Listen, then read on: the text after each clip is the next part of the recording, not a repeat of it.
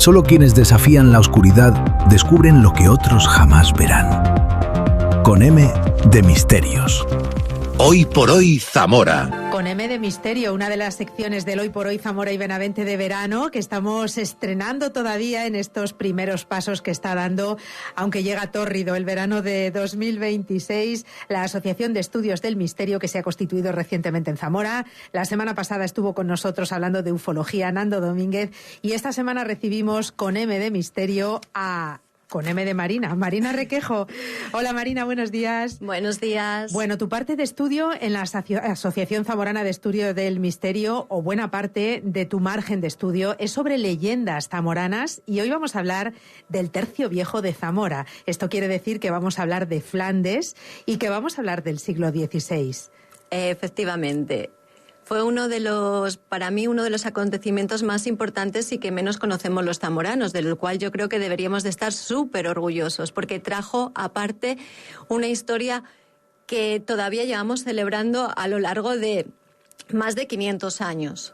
Que es la fiesta de la Concepción, aunque no tiene que ver directamente con el milagro, ¿no? Luego hablaremos, o por lo menos hay varias teorías, según tengo entendido. Bueno, vamos a hablar del milagro de Empel, que fue algo que sucedió a uno de los tercios españoles en Flandes, al Tercio Viejo de Zamora, en el año 1585, en una fría, como corresponde, noche de diciembre.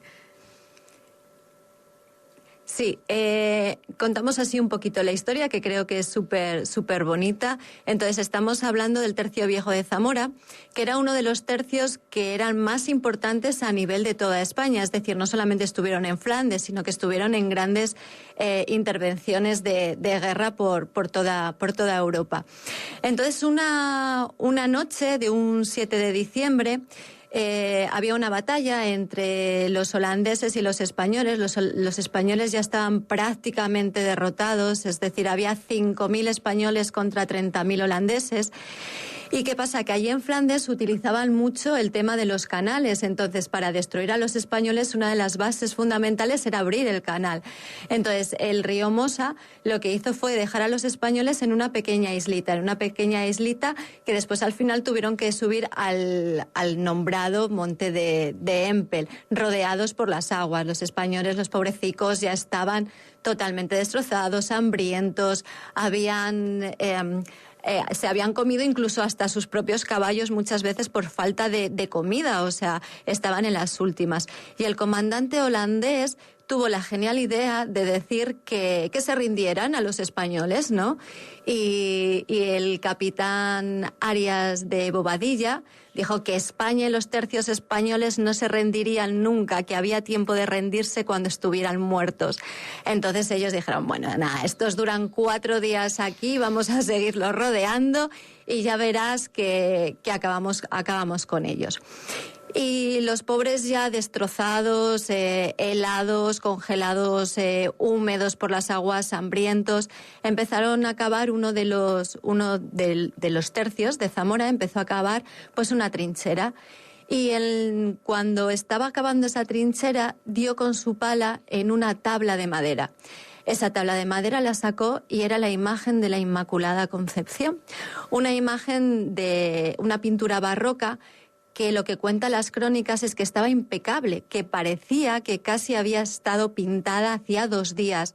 Y entonces los españoles, católicos ellos, de tradición, y más los zamoranos, que tienen mucho que ver con la tradición de la Inmaculada Concepción, hicieron un altar improvisado y se pusieron a rezar. Y empezaron a rezar toda la noche pidiendo a la imagen de la Inmaculada Concepción un milagro. Los holandeses se reían porque eran calvinistas, entonces miraban a los españoles y decían, mira, estos tontos aquí, si tienen 4 días y nada, se van a morir directamente. Pero sin embargo esa noche del 7 de diciembre, porque fue la noche del 7 de diciembre, no saben cómo, pero empezó a hacer un frío inhumano, es decir, un frío que no se había conocido nunca. Y las aguas se empezaron a congelar, pero hasta tal punto que era minuto a minuto una congelación extrema. Los barcos tuvieron que ir saliendo de donde estaban. Los que quedaron atrapados directamente. Y por ahí los tercios españoles, caminando entre las aguas heladas, pudieron llegar a tener la victoria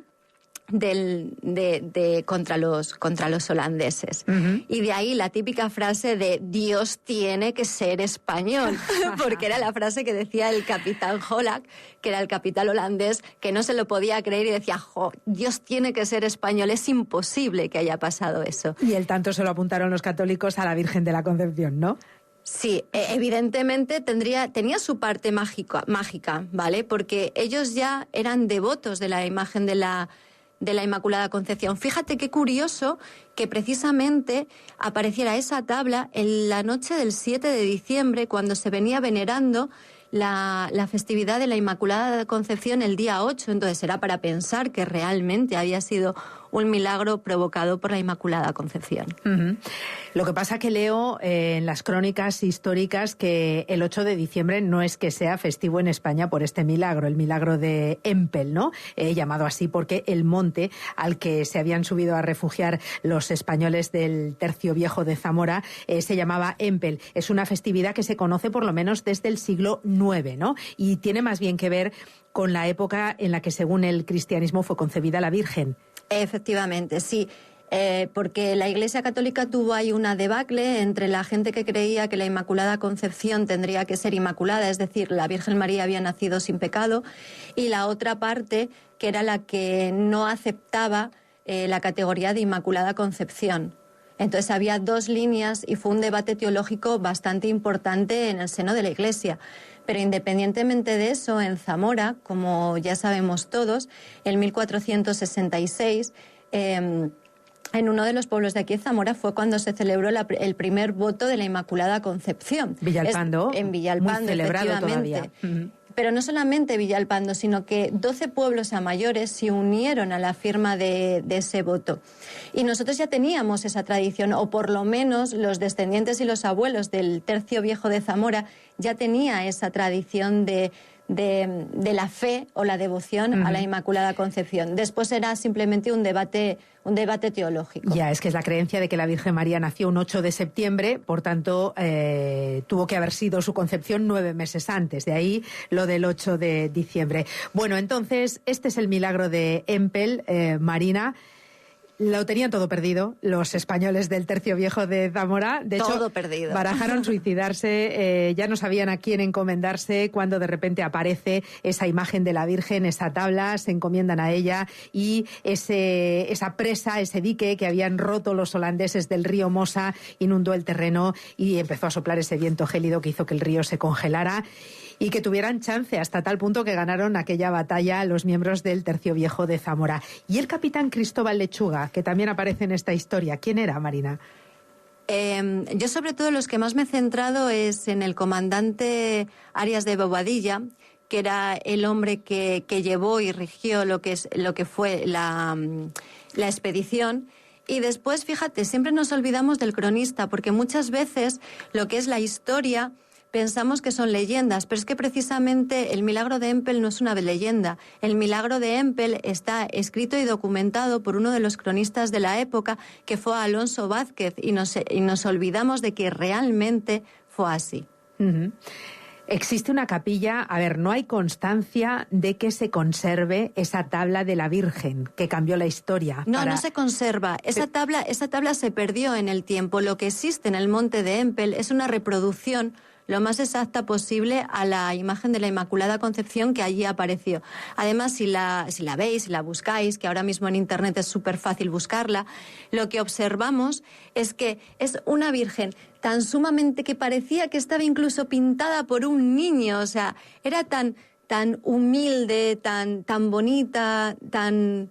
No sé, no era como estas imágenes de la Inmaculada Concepción que tenemos todos en mente, pintadas por los grandes pintores flamencos que tienen un abolengo grande. No, es humilde totalmente, es preciosa.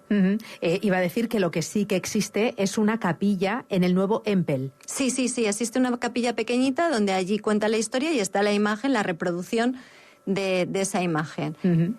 El viejo Empel fue destruido durante la Segunda Guerra Mundial. Sí, y allí se perdió la tabla, evidentemente. Bueno, pues tal parece que Dios es español, como decías, Marina. Tal parece que Dios es español. Ajá, el milagro de Empel, la hazaña del capitán Lechuga, no una leyenda, lo documentan. No una leyenda, sino documentado. Las crónicas. ¿Tienes muchas leyendas documentadas, Marina? Muchas distintas de Zamora que tú hayas investigado hasta saber si, como este caso de Empel, qué parte de verdad hubo ahí debajo. Mira, detrás de cada leyenda siempre hay un punto de verdad. Y Zamora es una de las ciudades que más leyenda tiene. De hecho, tenemos 23 iglesias románicas y si paseamos por cada iglesia tiene una leyenda. Y yo tengo las leyendas y el recuerdo que me contaba mi madre de muchas de las leyendas que había en Zamora, ¿no? De hecho, yo estudié, no sé si os acordáis de este pequeñito colegio que llamaban el Patronato, San Vicente de Paúl, que estaba para ahí abajo, en la Avenida de la Feria, donde supuestamente había un lagarto que era enorme, ¿no? De hecho, se conservó muchos años, yo ya no lo conocí, pero la gente contaba que cuando iba a la iglesia lo encontraba. Y ahí hay una leyenda con ese lagarto. O sea que, fíjate, es quizás una de las leyendas menos conocidas de Zamora. Y aparte, Zamora también tiene mucho que ver con el Santo Grial de León. El Santo Grial de León, que hay investigaciones que hizo Margarita Torres, que dice que es más real, ¿no?, el Grial de León que el de Valencia, ¿no? Y invito a todo el mundo a que vea la película de Onyx, La leyenda del Grial, que es súper bonita y lo cuenta fantásticamente bien. Pero poquita gente sabe que el Grial de León está hecho con las joyas de nuestra Doña Urraca de Zamora. Fíjate que se lo he oído precisamente a Margarita Torres, ¿eh? Es maravillosa Margarita contando además la historia. Pero sí, si tenéis la oportunidad de ir a León y ver el Grial, todas esas joyas eran de nuestra Doña Urraca de Zamora. Bueno, pues esta semana con Marina Requejo y la próxima semana seguiremos hablando de otros misterios de Zamora con la Asociación Zamorana de Estudios del Misterio. Gracias por venir, Marina. Gracias a vosotros y un placer estar aquí. No hay señal de vida.